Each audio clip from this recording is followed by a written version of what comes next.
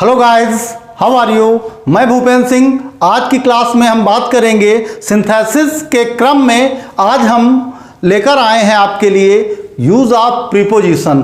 आज बात करेंगे हम bye using a preposition with a noun और जीरंड। नाउन या जीरंड से पहले हम प्रीपोजिशन का यूज करके दो या दो से अधिक सिंपल सेंटेंसों को एक सिंपल सेंटेंस में बदलते हैं। तो सबसे पहले हम देखते हैं नाउन या जीरंड से पूर्व हमको जो प्रीपोजिशन यूज करना है वो यूज कहाँ करना है। भाई दो या दो से अधिक जो सिंपल सेंटेंस होंगे उनको जो हमको एक नए सिंपल सेंटेंस में तब्दील करना है तो नाउन या जीरंड के पूर्व प्रीपोजिशन का प्रयोग कहाँ करना हमको, नाउन या जीरंड से पूर्व या किसी भी नाउन या जीरंड से पहले यूज करना होगा प्रीपोजिशन। तब उससे हम दो या दो से अधिक सिंपल सेंटेंसों को एक नए सिंपल सेंटेंस में बदलेंगे। तो सबसे पहले हम देखते हैं नाउन क्या है। जैसा कि सबको पता है, लगभग ये सबसे इजीएस्ट डिफिनेशन है नाउन की और लगभग हर बच्चे को ये बाय हार्ट लर्न होती है। Noun is the name of any person, place और थिंग। तो आप कह सकते हैं noun is a naming word. Noun जो है किसी का भी नाम, चाहे जो नाम हो वो किस श्रेणी में आता है, नाउन की। चाहे वो वस्तु हो, कोई चीज हो, कोई भी जगह हो, ये सारी चीजें किस में आ जाती, नाउन में। तो नाउन इज नेमिंग वर्ड। जो भी नेमिंग वर्ड है वही नाउन कहलाता है। दूसरा हम देखते हैं जीरंड। तो जीरंड क्या होता है, वर्ब के साथ जब हम मेन वर्ब की जो मेन फॉर्म होती है उसके साथ जब हम आईएनजी ऐड करते हैं तो वो हमारा जीरंड बन जाता है।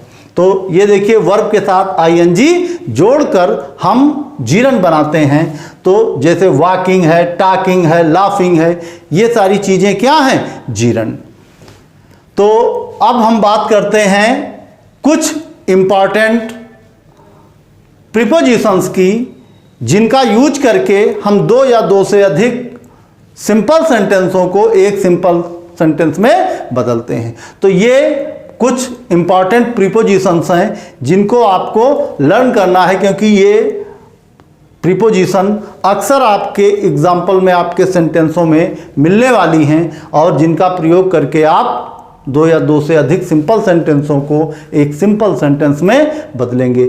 जैसे विथ है तो विथ का प्रयोग के साथ में भी लगता है और से भी लगता है। फॉर का प्रयोग हम के लिए यूज करते हैं और के लिए अर्थात के बदले में भी यूज करते हैं, के लिए या बदले में।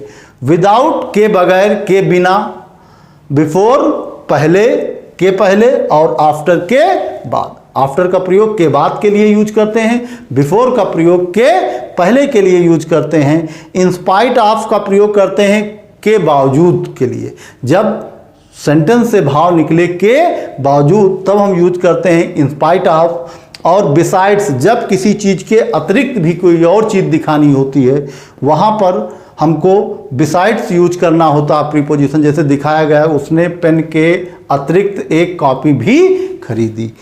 और ऑन अकाउंट, ऑन अकाउंट को आप ड्यू टू कह सकते हैं, बिकॉज ऑफ भी कह सकते हैं। तो ऑन अकाउंट को आप ड्यू टू भी कह सकते हैं, बिकॉज ऑफ भी कह सकते हैं। इन तीनों वर्डों का हिंदी अर्थ वही होता है के कारण, यहाँ रीजन प्रकट होता है। तो ये तो कुछ इंपॉर्टेंट प्रीपोजिशंस हैं जिनका यूज करके हमको दो या दो से अधिक सिंपल सेंटेंसों को एक नए सिंपल सेंटेंस में बदलना है। अब कुछ एग्जाम्पल के थ्रू हम समझते हैं कि कैसे हम सिंपल सेंटेंस को मिलाकर एक नए सिंपल सेंटेंस का निर्माण करते हैं। तो प्रीपोजिशन का प्रयोग जीरंड और नाउन से पहले किस प्रकार करके हम दो या दो से अधिक सिंपल सेंटेंसों को एक सिंपल सेंटेंस में बदलते हैं, आइए देखते हैं कुछ एग्जाम्पल के थ्रू। तब हम और ज़्यादा अच्छे ढंग से समझ पाएंगे यूज ऑफ प्रीपोजिशन। तो ये प्रीपोजिशन जो हैं ये यूज होने हैं नाउन से पहले या जीरंड से पहले। तो पहला सेंटेंस देखते हैं, ही इज इल, वो बीमार है। ही कैन नॉट प्ले, वो खेल नहीं सकता। तो यहां पे अब हमको या तो जीरंड से पहले प्रीपोजिशन यूज करना है या नाउन से पहले हमको यूज करना है प्रीपोजिशन, और प्रीपोजिशन कोई भी यूज करके हमको इन दो दिए गए सिंपल सेंटेंसों को एक नए सिंपल सेंटेंस में कन्वर्ट करना है। तो हम यहाँ पे बिकॉज ऑफ इलनेस यूज करेंगे, बिकॉज ऑफ के कारण, बिकॉज ऑफ अब यहां इल था और इल जो है वो बीमार और इलनेस बीमारी, इलनेस नाउन बन जाएगा। तो because of illness comma he can not play, because of illness he can not play. और इस तरह हमने दिए गए दो सिंपल सेंटेंसों को एक सिंपल सेंटेंस में कन्वर्ट किया। तो यहां देखते हैं बिकॉज ऑफ हमारी क्या है, फ्रेज जो हमने हमारी जो प्रीपोजिशन है वो क्या है, बिकॉज ऑफ, इसका यूज किया है हमने। और जो इल था, इल को हमने नाउन बना दिया इलनेस। तो because of illness he can not play, अपनी बीमारी के कारण वो खेल नहीं सका। दूसरा सेंटेंस देखते हैं, ही वर्कड हार्ड, उसने कठिन परिश्रम किया। He failed in the exam, फिर भी वो एग्जाम में फेल हो गया। तो जब परिणाम आशाओं के अनुरूप ना आए, जब परिणाम आशाओं के अनुरूप ना आए, तब हम प्रीपोजिशन इन स्पाइट ऑफ के बजाय, के बावजूद हम कौन सी प्रीपोजिशन यूज करते हैं, इन स्पाइट ऑफ। तो सेंटेंस हमारा बनेगा इन स्पाइट ऑफ, अब working hard, in spite of working hard, in spite of working hard, he failed in the exam.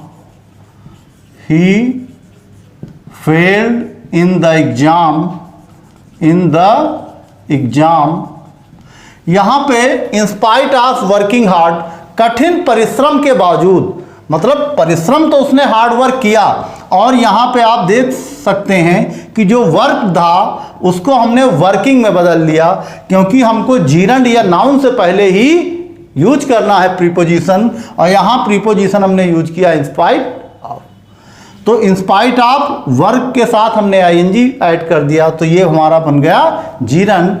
तो in spite of working hard he failed in the exam. अब इन दोनों सेंटेंसों को मिलाकर एक simple sentence बनाया गया है जो सेम वैसा ही अर्थ प्रकट कर रहा है जैसा कि ऊपर दोनों सेंटेंस प्रकट कर रहे हैं। अब यही सेंटेंस हमने यहां पे जीरंड से पहले प्रीपोजिशन यूज किया है। इसी सेंटेंस को अगर आप नाउन से पहले प्रीपोजिशन यूज करना चाहें तो सेंटेंस बनेगा in spite of hard work. उस कंडीशन में आप क्या लिखेंगे, in spite of hard work he failed in the exam, मतलब कठिन परिश्रम तो उसने किया लेकिन फिर भी फेल हो गया।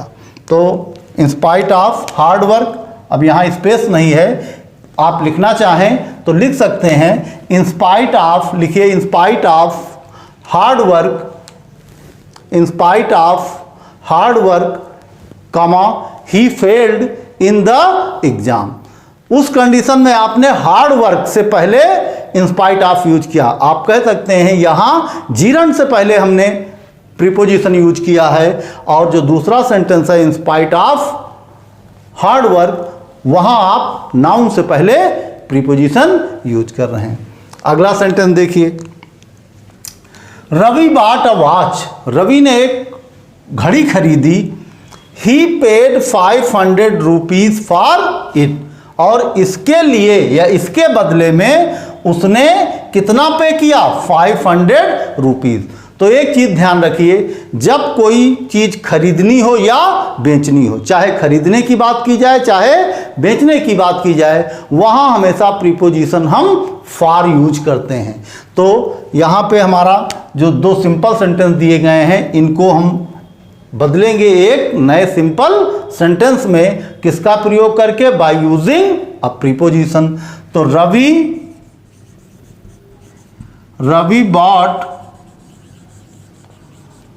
bought a watch. Ravi bought a watch for 500 rupees. ये जो 500 रुपीज़ है, इसी को हम नाउन बना लेंगे। For 500 rupees, 500 rupees. तो रवि ने एक घड़ी खरीदी, कितने के बदले? 500 रुपीज़ के बदले। अब next sentence, Ravi sold his car. वहाँ पर खरीदने की बात की गई थी और यहाँ पर बेचने की बात की गई है। तो हमने बताया है कि चाहे बात खरीदने की हो और चाहे बात बेचने की हो, हम प्रीपोजिशन फॉर यूज करते हैं। तो Ravi sold his car, Ravi ने अपनी कार बेच दी। He got 90,000 rupees. और जब कार अपनी बेची है उसने, तो उसको 90,000 रुपीज़ मिले हैं। तो कार के बदले उसको 90,000 रुपीज़ मिले हैं। तो रवि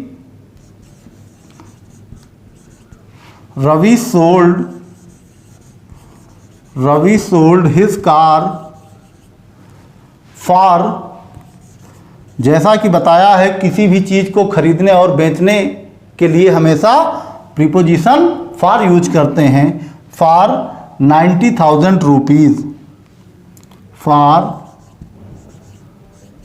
90,000 रुपीज़।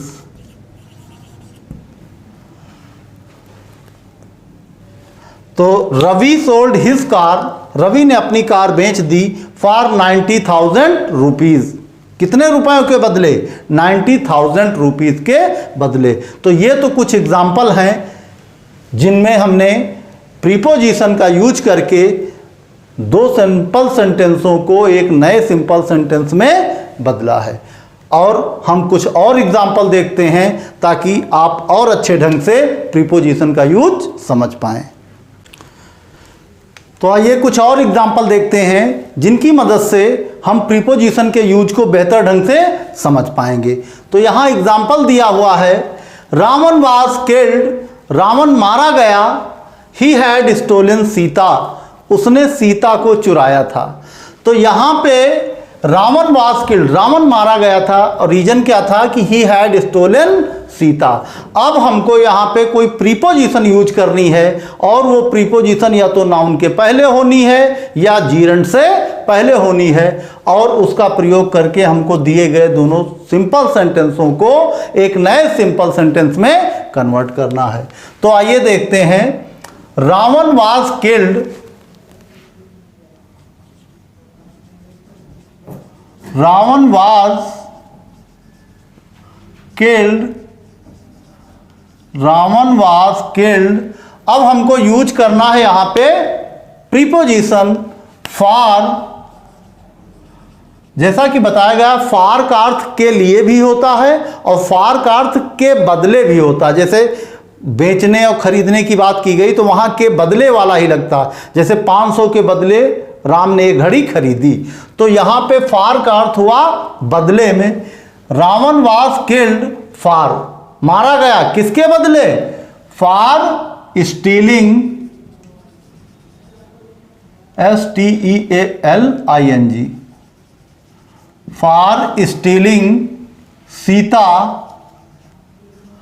रावण मारा गया, और क्यों मारा गया?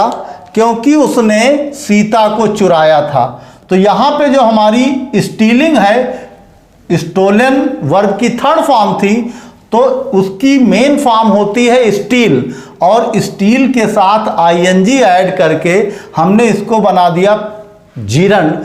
अब यहां पे जो हमारा प्रीपोजिशन फॉर यूज हुआ है वो किसके पहले यूज हुआ है? जीरंड से पहले। और ऊपर दिए हुए दोनों सेंटेंसों का अर्थ भी कंप्लीटली इस नए सिंपल सेंटेंस से निकल रहा है।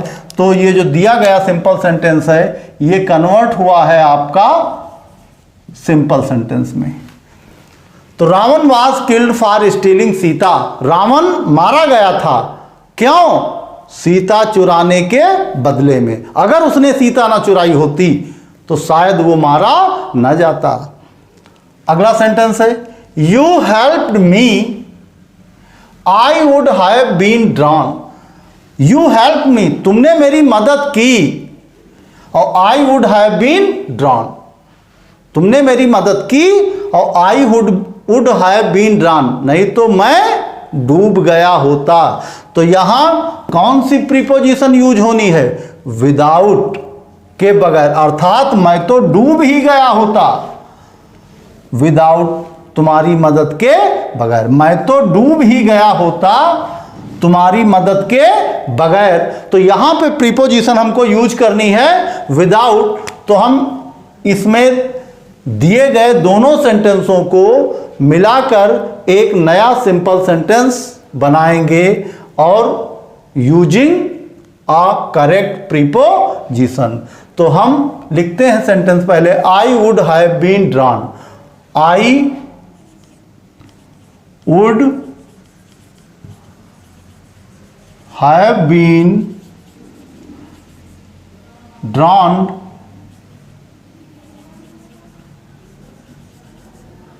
without your help,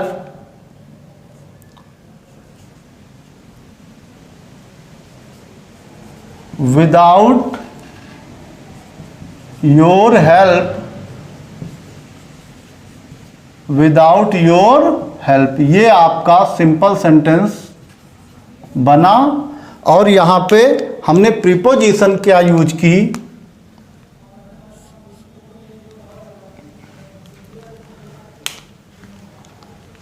अगला सेंटेंस है you gave me advice you also help me.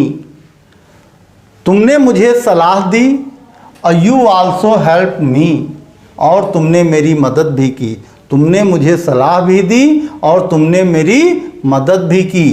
तो यहाँ पे सलाह के अलावा मदद भी है, केवल सलाह नहीं दी गई, सलाह तो दी गई है, साथ साथ मदद भी की गई है। तो यहां पे सेंटेंस हुआ you gave me advice, you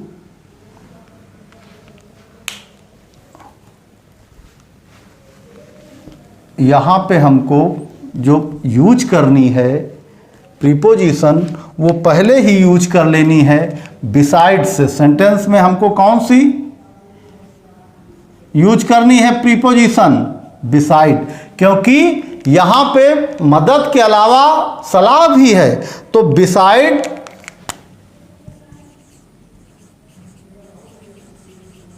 besides के अतिरिक्त, बिसाइड्स गिविंग मी, और यहां पे जो गेव आया है तो हम मेन वर्ब के साथ आईएनजी लगा के उसको जीरंड बनाएंगे। Besides giving me advice, besides giving me advice you helped me, you helped me, you helped me। ये आपका सिंपल सेंटेंस बन गया। यहां पे हमने यूज किया है प्रीपोजिशन बिसाइड्स। यहां पे बिसाइड्स यूज किया गया है प्रीपोजिशन, और बिसाइड यहां पर जीरंड से पहले यूज हुआ है। और यहां योर हेल्प जो विदाउट यूज हुआ था वो योर हेल्प से पहले, और योर हेल्प, हेल्प एक ऐसा वर्ड है जिसको हम वर्ब में भी यूज करते हैं और नाउन में भी यूज करते हैं। तो यहां योर हेल्प जो है वो एज अ नाउन, तो विदाउट जो प्रीपोजिशन यूज हुई है वो नाउन से पहले यूज हुई है, और यहाँ पे जो प्रीपोजिशन यूज हुई है वो जीरंड से पहले यूज हुई है। तो बिसाइड्स गिविंग मी एडवाइस, मुझे सलाह देने के अतिरिक्त, यू हेल्प मी, तुमने मेरी मदद की। अब यहाँ आल्सो आया है तो आल्सो इसलिए नहीं लगाया क्योंकि बिसाइड्स का अर्थ भी होता है, बिसाइड भी के लिए भी यूज होता है, तो आल्सो माने भी होता है, इसलिए you help me, besides giving me advice you help me, तुमने सलाह देने के अतिरिक्त मेरी मदद भी की। अब अगला सेंटेंस देखते हैं, द मून रोज, चंद्रमा उगा, the journey was not ended, यात्रा पूरी नहीं हुई थी, उसके पहले ही चंद्रमा उगाया। तो हम सेंटेंस का अर्थ समझते हैं, द मून रोज, चंद्रमा उगाया, the journey was not ended, यात्रा पूरी नहीं हुई थी।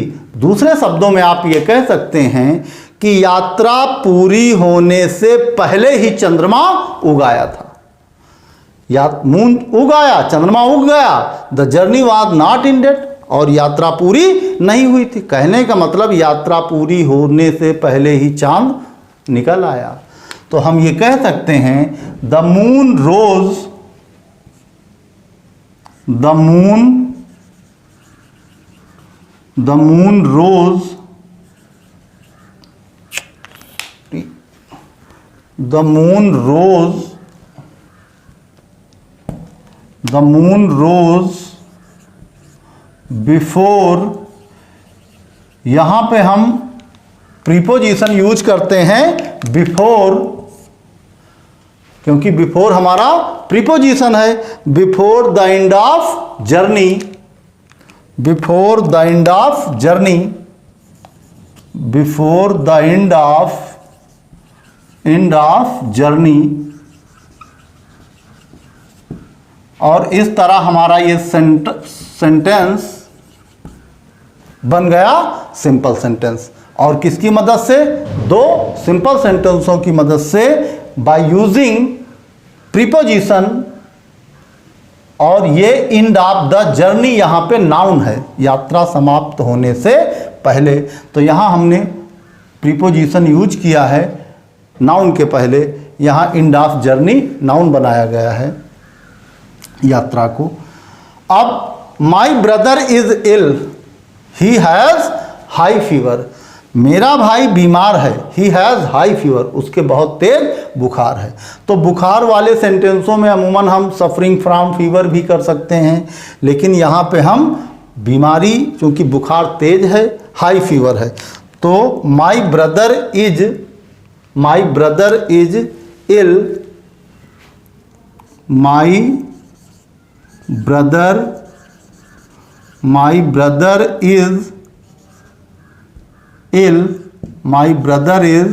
इल।